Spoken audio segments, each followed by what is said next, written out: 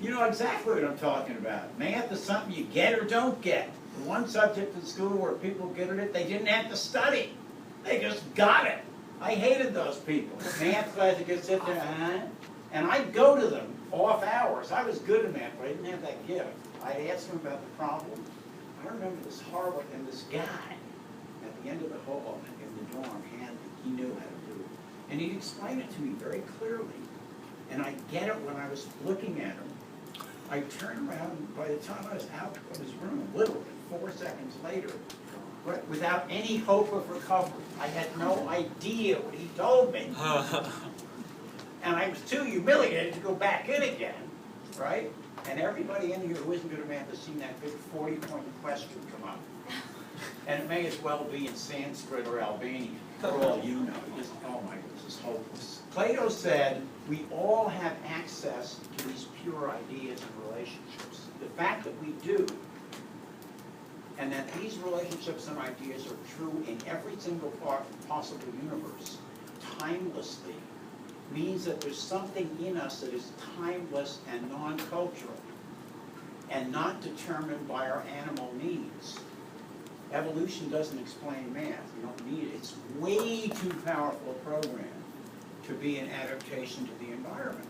That's why we have Lexuses and iPhones, because we can do math way beyond what we need to do. It's why we're the dominant species by far.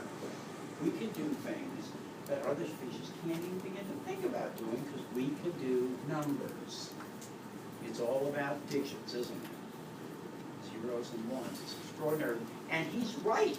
It's amazing we can do that, and it does seem to be independent of culture.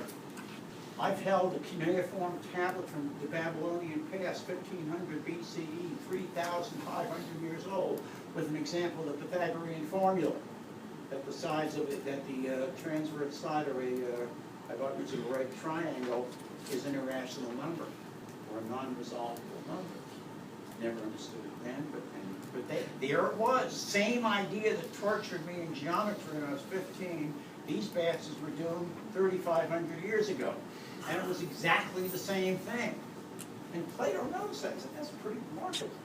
I do computer science stuff a lot with the websites. I don't really understand. I mean, a problem with like people interacting with computers, when people who write things for computers trying to make them available for human interactions, that we don't get pure logic.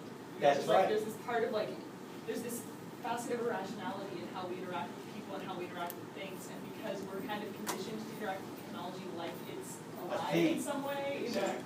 I've seen my roommate, screaming at her computer all the time, and as if it's a thing. And so now you just revealed something that's, you do understand, man. I get it. You told me something about why people in here have a hard time. Math is simple. It is really stupid.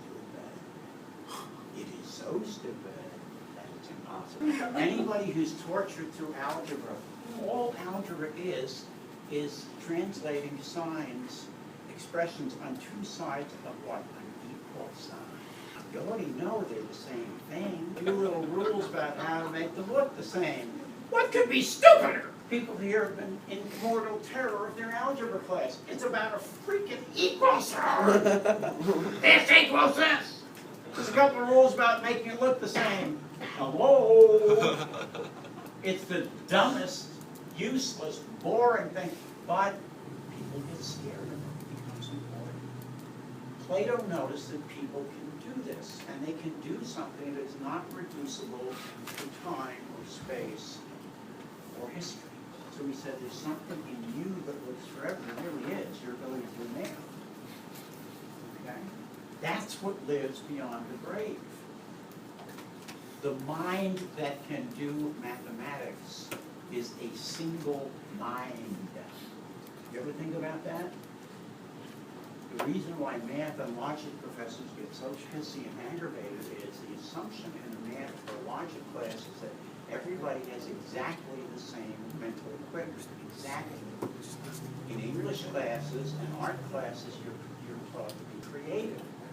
In math class, you're taught to be completely conventional, like everybody else. And if you're not like everybody else, your teacher is angry. Okay? Yep. So in math, the presumption is everybody is the same time. So in Plato's universe, what lives beyond is not personal. It's pure reason. And the problem is, nobody wants that, unless they're good at math. Adam doesn't want to die and live on as the sheer calculation of beautiful numerical ratios, which is what Plato said would live on. And it was completely unacceptable. People want more. They want himself. Hardin wants Hardin to live on, not his ability to do quadratic equations. But Plato says, that's it, that's all you get. That's really what the soul is in Western philosophy. Everybody understand that? The ability to remain. That's why, when we say psyche, we're usually talking about, the brain and consciousness and stuff, where it's meant to increase the difficulty. So you may be happy. You'll be doing something. Just think about that. If you're good at math, you're happy. Yes. I'm sorry. So like a soul is the thing that separates humans from everything else. It's arithmetic, and then It's pure the manipulation of abstractions. Now, here's the other part of that. Plato said everything about your body gets in the way of you doing that right. The reason why you're bad at math is you want pizza. Somebody comes in here with a hot pizza. Just made. I don't care if you're a vegan. We can make a vegan pizza. Your mouth starts watering. Come on, give me some food. You'll get distracted. Your butt will start to hurt. You'll itch. You'll start thinking about sex or Mexico. Something's going to get, or you're dry cleaning, or the fact you owe $4 billion in student loans with no hope of paying it off, or some fight with your significant other or your parents. Something's going to get in the way. Your body is going to screw with you. When you are sitting in this room, bored to death, you're going to look around for somebody to look at. You're going to start thinking. Your mind will wander. You'll get distracted. I may be trying to explain binomial theorem. You won't be listening.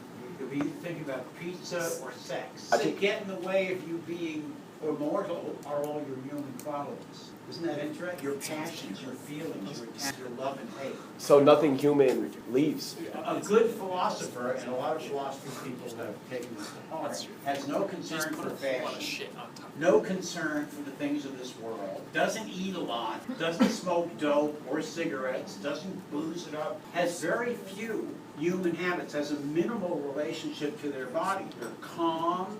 They're passionless, they're removed from the strife of everyday life, they don't give in to lust or anger or anything. Philosophy is a way of life that liberates the purely rational soul from the body. So that, and this is what Plato says literally, philosophy is a study of how to die. By which it means a study of how not to have a body. Most people find that perverse, counterintuitive, and just plain aggravating.